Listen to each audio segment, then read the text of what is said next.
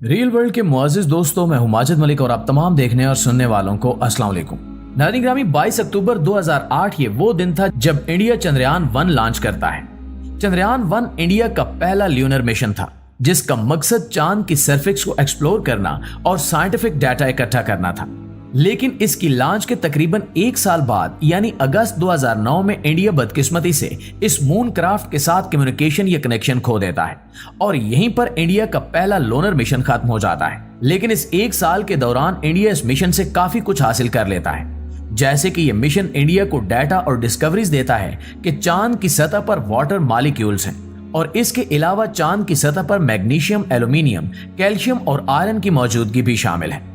Chandrayaan 1 launch करने के तकरीबन 10 साल बाद यानी 2019 में भारत एक दफा फिर अपना मून क्राफ्ट चांद पर भेजने का सोचता है। यह पहले से ज्यादा क्रिटिकल मिशन था और इस क्राफ्ट को चंद्रयान 2 का नाम दिया जाता है। इस मर्तबा इंडिया चांद की सतह को मजीद करीब से परखना चाहता था, जिसमें मादनियात की तलाश, चांद की बैरूनी फिजा और पानी के आसार को ढूंढना शामिल था। लिहाजा 22 जुलाई 2019 को भारत लॉन्च व्हीकल्स के जरिए चंद्रयान 2 लॉन्च करता है। इंडिया का मिशन था कि इसका लैंडर 14 दिन चांद की सतह पर रहेगा और 14 दिन ही चांद की सतह का जायजा लेगा। लेकिन जब यह चंद्रयान 2 चांद की सतह के बिल्कुल करीब पहुंचा तो एक बार फिर से क्रैश हो गया और इंडिया का मिशन यहीं पर खत्म हो गया। अगर ये लैंडर लैंड करने में कामयाब हो जाता तो अमेरिका, रूस और चीन के बाद चांद पर लैंड करने वाला भारत दुनिया का चौथा मुल्क बन जाता। लेकिन भारत ने हार नहीं मानी। भारत अब फिर से चांद पर लैंड करने की कोशिश करना चाहता था। इस मकसद के लिए भारत ने 14 जुलाई को अपना चंद्रयान 3 मून क्राफ्ट लॉन्च किया। चंद्रयान 3 के वही तमाम मकासद हैं जो चंद्रयान 2 के थे, लेकिन इस बार भारत अपनी साबिका गलतियों से बहुत कुछ सीख चुका था। इसलिए इन्होंने चंद्रयान 3 में तब्दीलियां करके इसे चांद की तरफ रवाना कर दिया और फिर पूरी दुनिया ने देखा कि यह मिशन 23 अगस्त को चांद पर सॉफ्ट लैंडिंग कर गया और भारत चांद पर पहुंचने वाला दुनिया का चौथा मुल्क बन गया।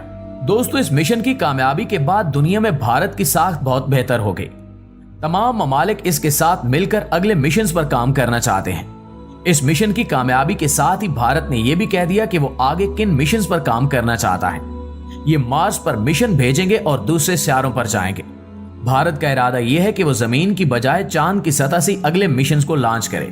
इस सूरत हाल में अमेरिका, चीन और जापान जैसे ममालिक भारत के साथ मिलकर काम करने के ख्वाहिशमंद हैं और मुस्तकबिल का प्लान ये भी है कि चांद पर अपने स्पेस स्टेशंस कायम करें ताकि वहां से दूसरे सितारों पर मिशंस भेजे जा सके। नाज़रीन ग्रामी, इस तमाम सूरत हाल में भारत पूरी दुनिया में एक बहुत अहम मकाम हासिल कर चुका है।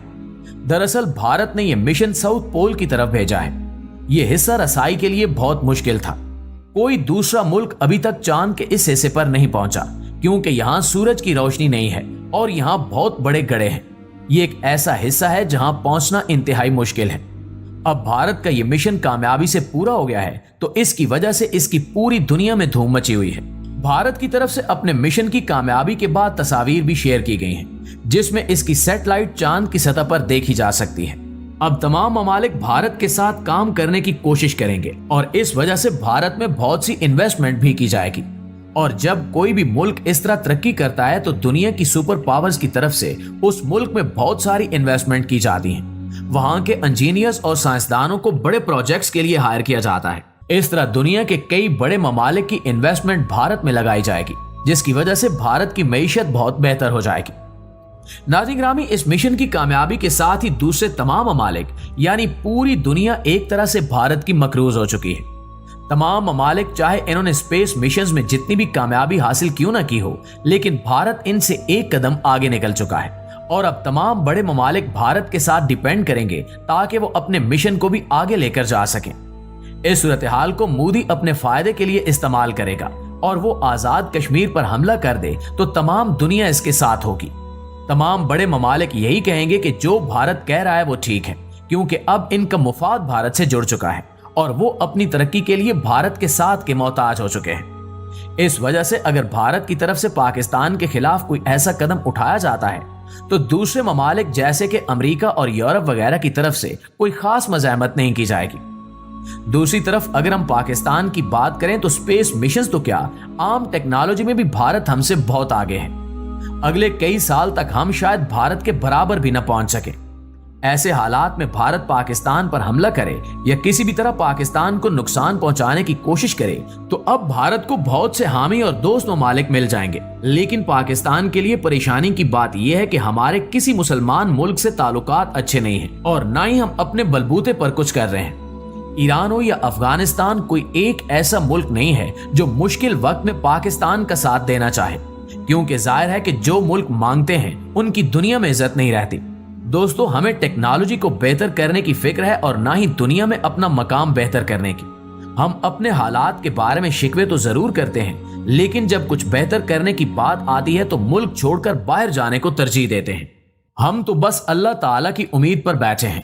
इस्लाम हमें सिखाता है कि पहले अपनी कोशिश करो और फिर अल्लाह पर तवक्कल करो, लेकिन हम अपनी मेहनत को भुला बैठे हैं और सिर्फ अल्लाह ताला की जात पर तवक्कल करके बैठे हैं। आखिर में हमारी हस्बे रिवायत दुआ है कि अल्लाह ताला पाकिस्तानी अवाम में भी शऊर को उजागर करने की हिम्मत अता फरमाए और वतन अजीज पाकिस्तान को हमेशा अपनी हिफ्ज़ व अमान में रखे। आमीन सुमा आमीन। पाकिस्तान जिंदाबाद।